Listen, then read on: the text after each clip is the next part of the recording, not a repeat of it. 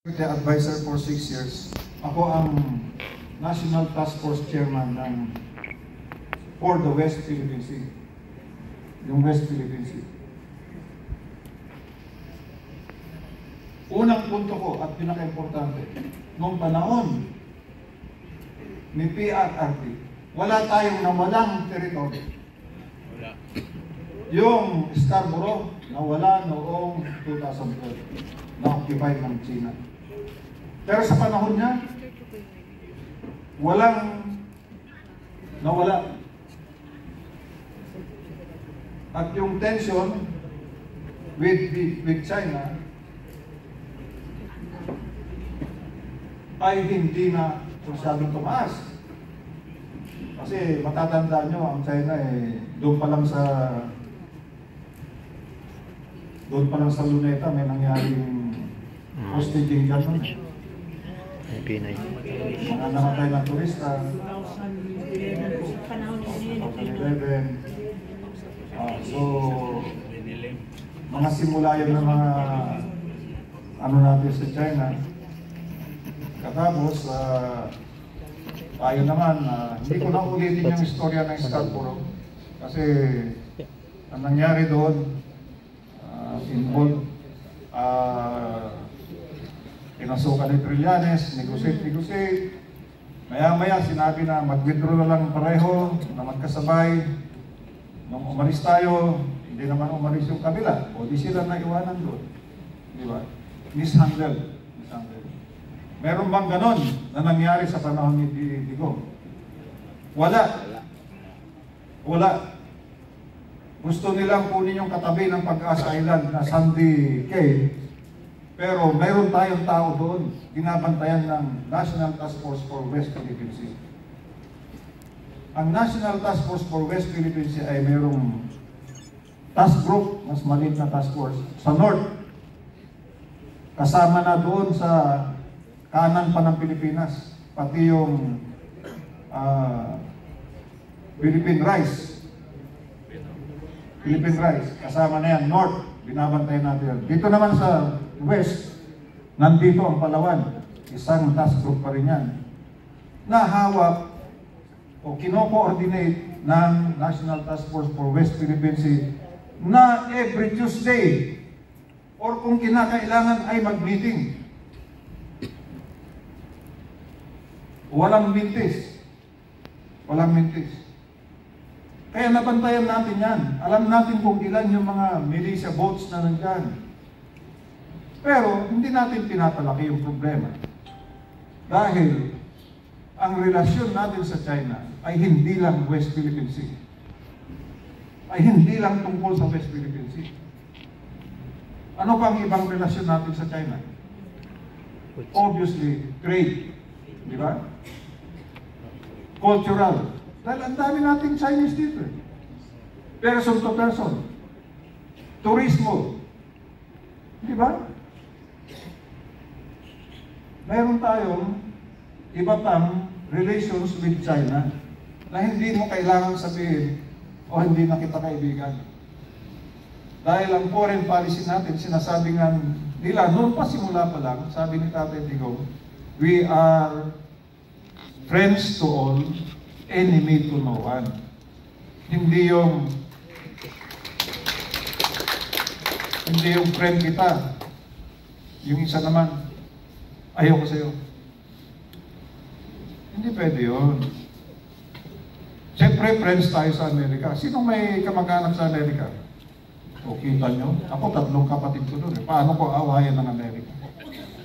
Di ba? Kaibigan ko ang Amerika. Gusto ko ang Amerika. Pero hindi ko sasabihin, China, ayaw ko sa'yo. Hindi pwede. Di ba? Kung yung US at saka China, nag-uusap tungkol sa trade. Di ba? Dahil sila ang #1 trade partner ng bawat isa. So, hindi lang West Philippine Sea ang relasyon natin sa China. Kaya timbangin natin mabuti yan. Timbangin natin yan. Ayaw kong sabihin mali yung ginagawa nila ngayon, pero hindi ganon ang ginagawa namin noong panahon ni Digong. May sasabihin ako sa inyong sikreto. Unang visit namin sa China, 2016. Doon kaagad sinabi ni Digong, Mr. President, we have the ruling of the arbitration. Sinabi na yon. And we want this to happen, something. Kailangan ipatupad. Sinabi ni Xi Jinping, kung ipepersa mo yan sa akin ngayon, magka-problema tayo. Oh.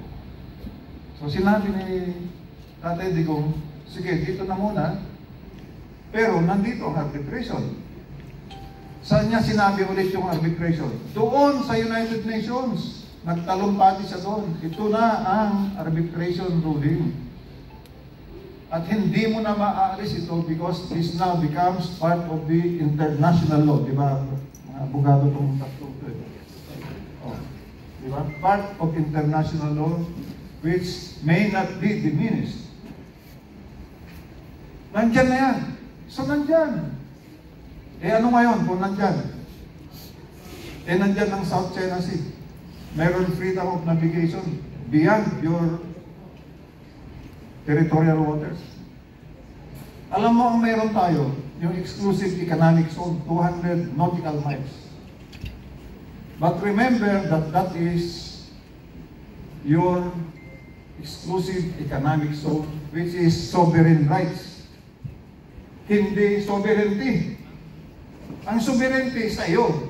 Ang sovereign rights, ginawat sa iyo ng United Nations para protektahan mo at para kunin mo yung mga nandyan na isda o mineral o kahit ano pa. Sovereign rights. At pwede mo rin ibahagi sa mga ibang countries, i-share mo, pwede. Yan, hindi yung exclusive economic zone, ang emphasis mo yung yung exclusive hindi. Sovereign rights lang yan. Kaya, ulitin ko, ang relasyon natin sa China ay hindi dapat napapako sa West Philippine Sea. Marami pa tayong ibang magagawa. Ngayon, kung iba ang paniwala ng administrasyon, ay bahala sila kung kaya nilang panindigan. Pero ito ang solusyon ko dyan.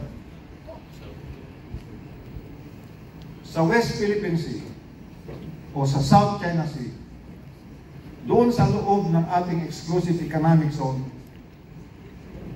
ay mayroong 17 isla ang Vietnam. Nandiyan ba saan ba yung aking partner? Yung mapa, nandiyan ba? Ninyo? Oh, dali mo dito. Sa loob ng EEZ, ito, baka hindi rin nyo makita, pero para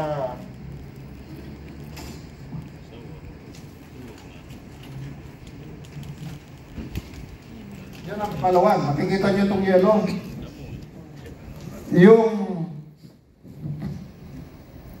Yung arc na yun ang exclusive economic zone. Sa loob niyan